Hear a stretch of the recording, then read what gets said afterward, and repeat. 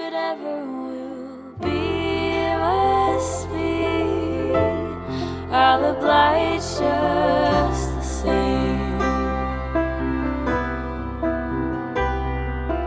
Life can still be grand without someone to hold your hand, but I'm still jealous of the birds and the bees.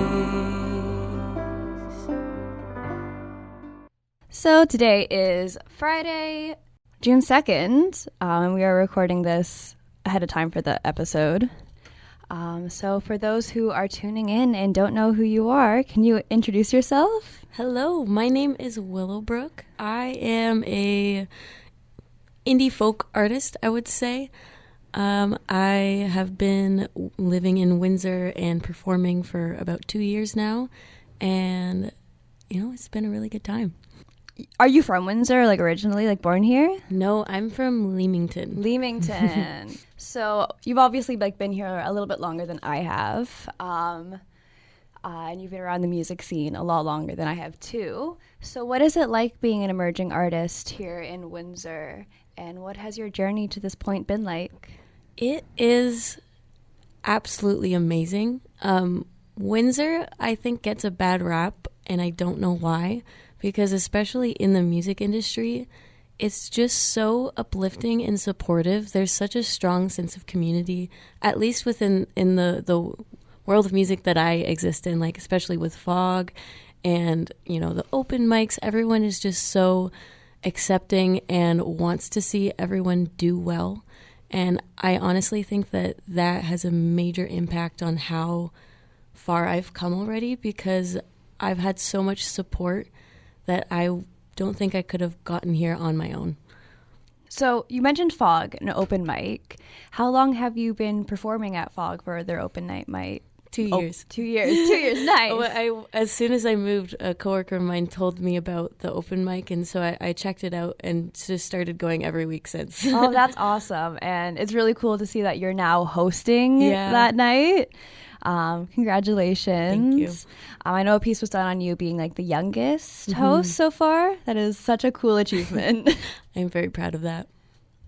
So let's talk about your crowdfunding campaign, because that is really exciting. Hell yeah. So you're working on your first professionally recorded EP with a company known as Plaid Dog.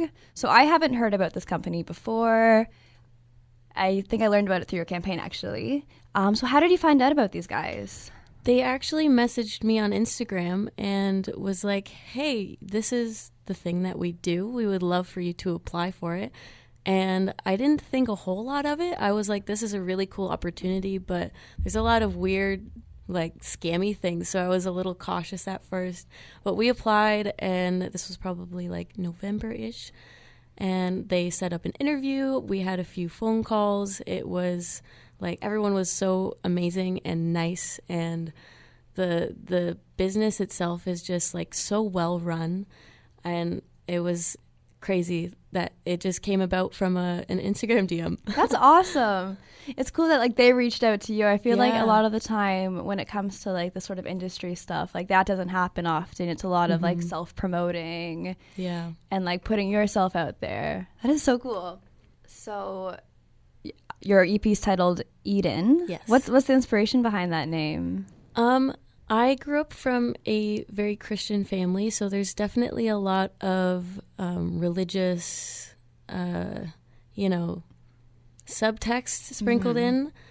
I find a lot of comfort with nature and just being outside in general. And I love gardening, and it came about specifically from one song on the EP that starts out called Walk With Me, and it says, walk with me in the garden.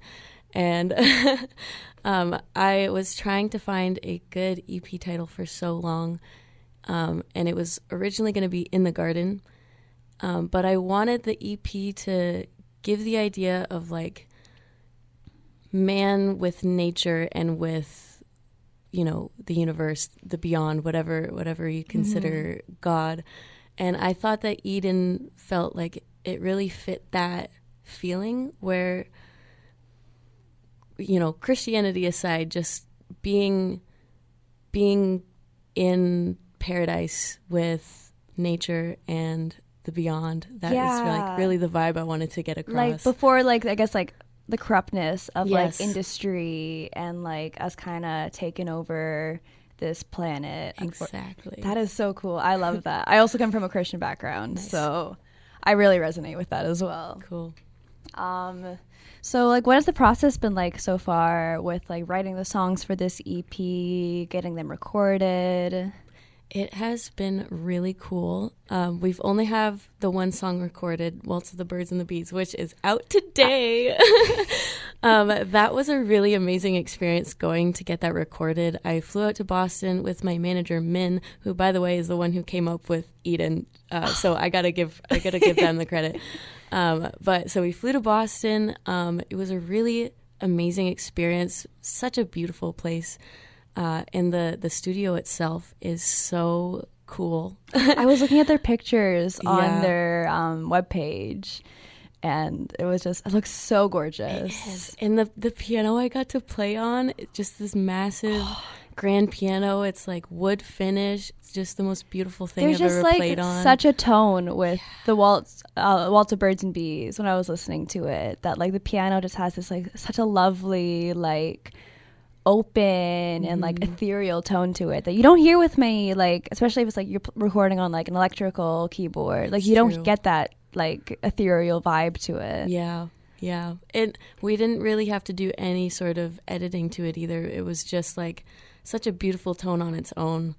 That's awesome. Did you play all the instruments on that track? I played most of them. I did the piano and the banjo, and my friend Alex Stokowski played the harmonica. That's kind of sprinkled in, if you can hear it. And Carter, who also produced, did the bass. Oh, lovely. That is so cool. I love how these projects, you can't really do them alone all the time. It always ends up being a team effort. And I think that's a really cool thing about creating this type of art. Yeah. Is that, it's a Willowbrook album, but there's also all of these lovely people who come behind you and support you in such a great way. And I know for a fact that if I had done this completely on my own, it would not have sounded that good. Carter is a fantastic producer. Really, really easy to work with. Just really great experience all around. That is so cool. You've been playing songs from the EP at Fog. Mm-hmm. Is there anything that we can expect from this EP? Any songs that you haven't played live yet? All of them I have played before. So if you've come to see me at Fog, you've definitely heard them. A good thing to expect is more energy and more happy than what I currently have going right now. I'm super, super excited for this EP because I feel like the songs that I have chosen for it are very representative of where I'm at right now. And it's a lot of joy and more, higher energy. So I'm very, very excited about those. That is so cool. So I think it was yesterday that you reached around 50% mark for your crowdfunding campaign. That is so cool. And how many days do you have left for that? That's a great question. I want to say 20. Okay. Could be wrong, but somewhere around there. And for the people listening, how do you donate? What are the, what's it called? The little... Perks. Yeah. Okay, so if you check out my website, willowbrookmusic.com, you can find the link to the campaign there. Go check out the campaign. You can listen to Waltz of the Birds and the Bees directly on it. And however much you can or want to donate, there are different perks you can choose from. Off the top of my head, I can't remember what every single one is and how much money coincides with it. But I believe $10 gets you a free download of the EP plus a thank you note that I will send right to your door and handwritten all by myself. And I think 20 is stickers plus the note and the download. And then there's friendship bracelets, there's T-shirts, there's a record, which is the biggest one, but it also includes every single other perk. There's also I'll be making like a zine with like the album. It'll basically be like an album breakdown, like annotated and illustrated. It's one of the perks. It's one of the bigger ones, but I really am excited to make that. I hate being a broke student because I would like absolutely go crazy for that. I did reach out to some people on Instagram for a little Q&A. So I'm going to pull up some of those questions. Cool. Because I love hearing from the community and like the questions that they have. Hell yeah.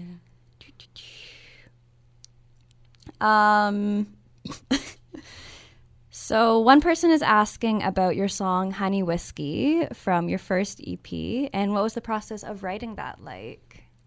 All right. I gotta go back in my memory. Okay, I actually hated that song when I first wrote it. No. And now it's probably my favorite in that EP. But I wrote it while I was at the beach in Leamington. I had brought my guitar and went into like the most secluded part I could find so that I could just like be alone and play my guitar at the water. And people kept coming up to me, and I was like, "Please stop talking to me. I don't want to talk to people." But I was sitting at the beach, and it was just covered in garbage, and the water was brown, and I was just like, "This is so disappointing." And it is what inspired the start of the song. When you stare into the ocean, all you see is money to be made. And I built off of it from there. I don't know. It was very much written in anger and disappointment with how poorly the earth is seen as a thing to be taken advantage of rather than a thing to enjoy. Mm-hmm.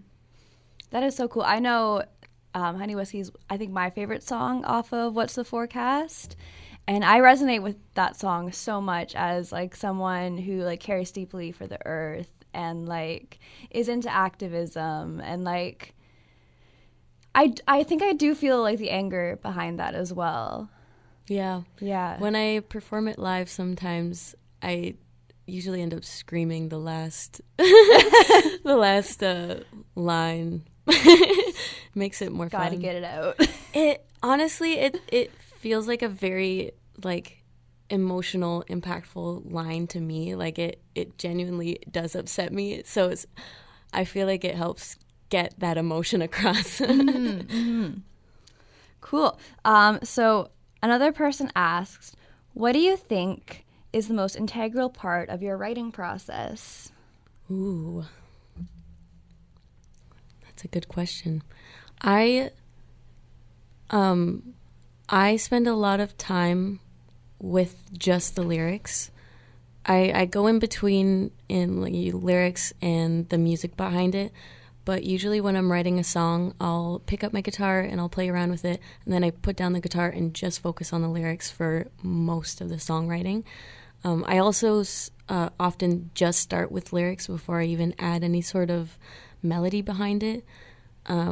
It's honestly, to me, the most important part of the song. Having a good melody, of course, is important, but I really want my messages that I want to be sharing to come across as best as I can. There's also a part of me that does not want to be, mediocre or predictable. So I especially like to focus on the lyrics so I can make sure, like, is this rhyme cliche? Are you expecting this to be the next thing I'm going to be singing? I don't want that. Like, I want to knock people off their feet a little bit. So I really like to just, sit with that as long as I can and work through those words as best that I can. Nice. That is so cool. Someone else asks, What are all the 6 instruments that you play, and what other instruments do you want to learn? Ooh. Piano, guitar, acoustic guitar, banjo, a little bit of harmonica, a little bit of bass, but I'm not very good at it. And I really, really want to learn the violin and eventually the drums. That's so fun. Someone else asked, how is creating and performing for you in your solo career versus in Humble John Band? So I guess what's the difference for you being like in the Humble John Band versus like your solo work? It is so different, and I love them both for very, very different reasons. The solo stuff, of course, is like it's my heart and soul. So it does take a little bit superiority, but the Humble John stuff is just so fun, and it's a side of me that I can't show very often, where I can be very loud and I can play the piano a lot more, and the community that I have with the band, like we're all besties. We are like bros. We talk every day in our group chat. Like I love these guys so much, and being able to play with people music that I really, really enjoy, it's such an amazing experience. Like just hearing us sound good together and knowing that I get to be a part of that with songs that I would be listening to regardless if I knew them or not. It feels so good. And it is just so much fun watching you perform with that band. I was at the Humble John show last night, and just like the whole atmosphere that you guys give off, like you guys are all just so joyful and happy to be there. Yeah. And like as an audience member, that is so much fun to watch. That's so good to hear. I have one last question. One person asked, are there any albums/artists that most inspired you to pursue making music? Ooh. That's a good question.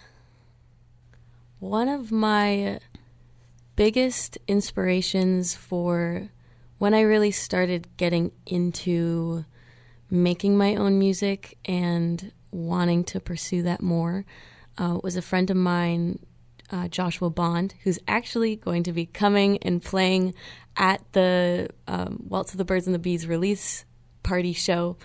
So I'm super excited about that. But I found him through TikTok, and I was just amazed by how awesome his music was. He's a super talented guitarist, really, really amazing songwriter, and I looked up to him, so I still do, but at the time I was just like in awe of how talented he was, and I wanted to be better because I wanted to be like him. And so he like, whether he knows it or not, helped kickstart that passion of I need to do this. That is so cool. I love how it was someone close to you that really inspired you.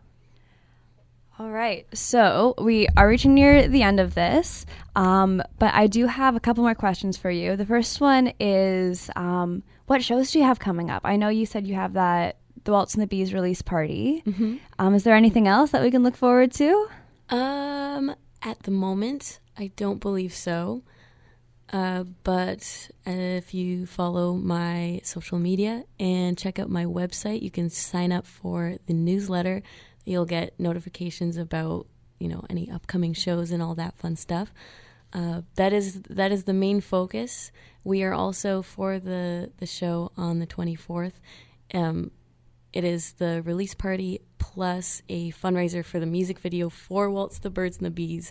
So if you want to see the music video, come on out to that show because I am so excited to record this music video. Who are you recording it with, if you don't mind me asking? Like, do you have like a director set up yet? Yes, I'll be working with Garrett.